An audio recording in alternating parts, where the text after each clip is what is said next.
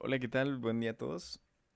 Mi nombre es Ángel Irán Rivera Platas y junto a mi compañero Daniel González Corona les vamos a presentar nuestro proyecto.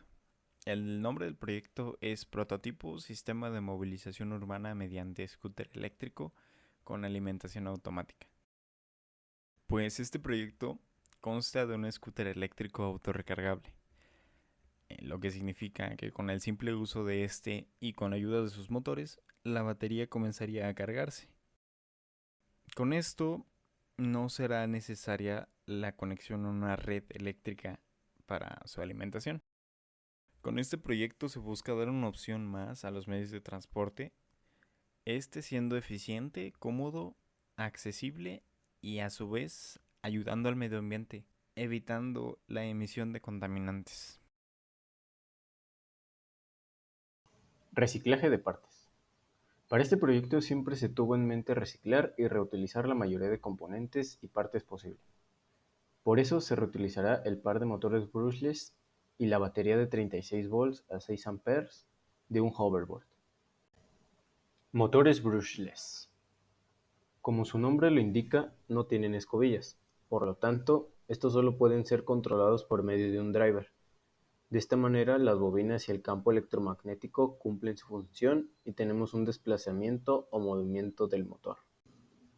En especial, los motores brushless que se usarán son del tipo Outrunner o de rotor externo. Estos se diferencian de los demás porque el rotor está alrededor del estator, como un tipo de carcasa.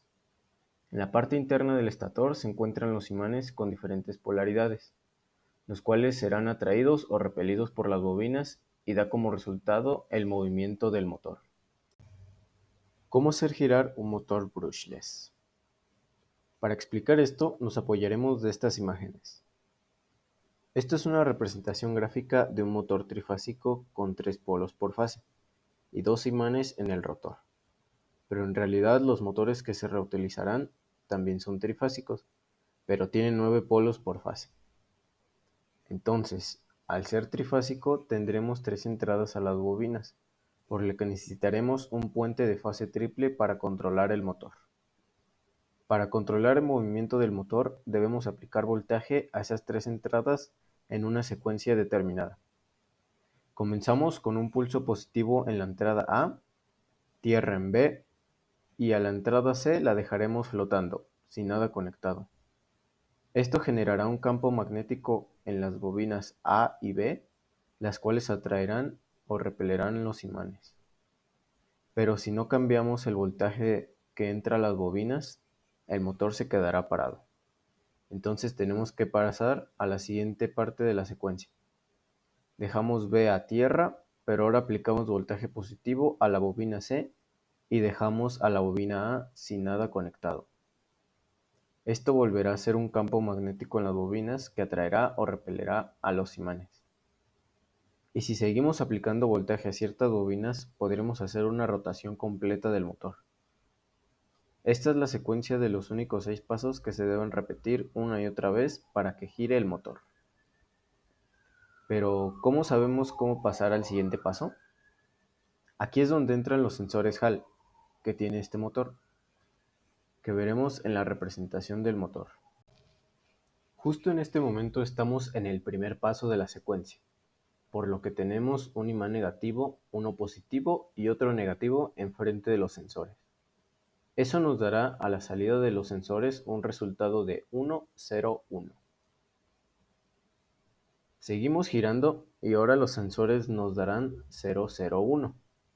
Durante una rotación completa tendremos esta secuencia de los sensores. Lo que resta hacer es detectar estos pasos con un microcontrolador para poder controlar el puente de fase triple. Controlador con código de Arduino. Este es nuestro circuito del controlador. Primero, supongamos que el motor está girando. Esto nos debería dar valores de 5 y menos 5 volts a las salidas de los sensores Hall, lo que representa valores de unos y ceros lógicos. Estos voltajes suelen ser mayores a 5 volts en los motores que elegimos, entonces deben pasar por una etapa de divisores de tensión, los cuales adaptan el voltaje para que puedan pasar al Arduino o microcontrolador sin dañarlo. Ya que dividimos el voltaje de los sensores Hall, después entran al Arduino en las terminales analógicas. También se implementaron interrupciones externas al Arduino, del tipo change, que llama a la interrupción cada vez que cambia de estado el pin digital 2, o sea, de 5 volts a 0 volts. Esto gracias al transistor que funciona como un switch porque hace el cambio de estado cada vez que cambian los valores de la salida de los sensores. Teniendo en cuenta lo anterior, ahora entra la parte más importante de la programación con respecto al puente de fase triple, ya que para hacer los 6 pasos que hacen girar el motor, se usaron ifs, uno por cada paso de la secuencia. Este es el paso 1, que nos dice, si el sensor Hall está en 1, el B en 0 y el C en 1, deben encender las salidas digitales HC y LB del Arduino. Esto se puede representar de la siguiente forma. Cuando activamos el MOSFET HC y LB, la corriente entra por la bobina C y sale por la bobina B. Este paso genera un pequeño movimiento. En el siguiente paso nos dice, si el sensor Hall A está en 0, el B en 0 y el C en 1, esto debería activar las salidas digitales HC y LA del Arduino. Esto activará los MOSFETs HC y LA, entonces la corriente entrará por la bobina C y saldrá por la bobina A, y así sucesivamente con los 4 pasos faltantes que generan un pequeño movimiento, pero en conjunto hacen una vuelta del motor. Para hacer que el motor aumente o disminuya de revoluciones, se implementaron 3 compuertas lógicas del tipo AND, las cuales hacen la operación lógica entre una señal de PWM y las señales digitales del Arduino correspondientes a HA, HB y HC. Pero los pulsos de esta señal de PWM están siendo regulados por un potenciómetro que está conectado al pin A3 como una señal de entrada analógica. Entonces, si subimos la resistencia del potenciómetro a un 100%, hará que los pulsos del PWM se detengan y que no exista una operación lógica que nos dé como resultado un 1. Por lo tanto, es como si estuviera desactivada la parte alta del puente de fase triple. Pero en cambio, si reducimos la resistencia del potenciómetro a 0%, esto provocará que los pulsos del PWM sean lo más constante posibles. Entonces, ahora sí se realizarán las operaciones lógicas que nos den unos a las salidas de las compuertas, las cuales irán al puente de fase triple para permitir la energización de las bobinas. Generador de voltaje. Mientras estemos usando el motor delantero como el impulsor del scooter, el otro motor funcionará como un generador de voltaje, con el que recargaremos la batería. Pero antes, el voltaje que genera el motor debe pasar por una etapa de rectificación, ya que este motor genera un voltaje trifásico, parecido a este. Entonces se implementará este circuito de rectificación, el cual cuenta con un par de diodos por fase. Esto debería darnos una señal de voltaje rectificada o en DC, lista para ser almacenada en la batería. Batería. Otra de las partes que se reutilizarán es la batería del hoverboard, que nos entrega 36 volts a 6 A, la cual internamente cuenta con un BMS o Battery Management System, y se encarga de recargar cada una de las celdas de la batería al mismo nivel de voltaje. Indicador de batería. Para este circuito el integrado que se utiliza es el LM339. Este integrado funciona a partir de 2 volts hasta 36 volts y por su seguridad se conecta la alimentación a un regulador de derivación desde el diodo Zener. Los transistores son usados para la correcta activación de los diodos LEDs, que son los indicadores del nivel de la batería. D1 es un Zener de referencia voltaje. Las resistencias R11 y R14 son el primer divisor de tensión para la comparación de los dos voltajes. R8 y R9 forman el segundo divisor de voltaje para la comparación. El integrado compara los diversos voltajes de los dos divisores. El potenciómetro R10 es de calibración para el correcto indicador dependiendo del nivel de la batería.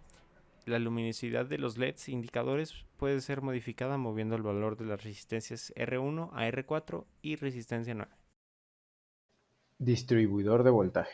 Para el circuito distribuidor de voltaje se utilizó el regulador de voltaje LM317T, que es capaz de suministrar en su salida desde 1.2 voltios hasta 37 volts.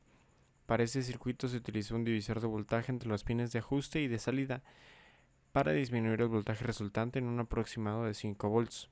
La entrada del circuito se alimenta por los 36 volts dados por el motor brushless. Puertos USB de carga. Para darle un valor agregado, se decidió hacer un módulo con puertos USB de carga, con los que se pueden recargar dispositivos electrónicos que no necesiten más de 5 volts. El voltaje que entregarán estos puertos USB es proveniente de la batería, el cual también pasó por el distribuidor del voltaje. Resultados. Como vimos antes, este es nuestro circuito de rectificación. Y para simularlo usamos 3 señales senoidales, que serían las salidas del motor. Cada una está desfasada 120 grados. Y al empezar la simulación, tenemos este osciloscopio que nos muestra las 3 señales del motor, que serían las del motor, que son la señal A, B y C, y la señal de salida rectificada, que sería la señal B o la verde. Esta es la simulación del indicador de nivel de batería. Y en esta parte tenemos 36 volts de entrada, que son los de la batería. Y si lo reducimos con un potenciómetro simulando que está disminuyendo la batería, podemos observar que el LED azul, que es el que indica el 100% de batería o carga alta, se va a ir apagando, igual que los diferentes LEDs, hasta indicarnos que estamos a un nivel de batería bajo. Para la simulación del circuito del distribuidor de voltaje se dedujo que con un divisor de tensión con resistencias de 2.2 kilos y 3.3 kilo ohms nos da un total de 4.99 volts a la salida del regulador del voltaje. Esto ya se aplica en la baquelita con los puertos de alimentación de Arduino, puertos USB y un puerto de alimentación de 36 volts para los motores, con un añadido de un switch para la activación de este módulo.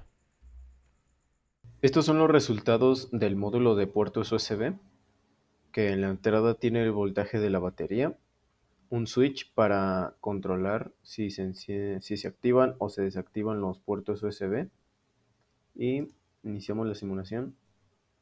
Si el switch está abierto, el voltaje no pasa, y si cerramos el switch, pasarían los 5 volts, y como están conectados de forma paralela, es el mismo voltaje en cada uno de los puertos USB.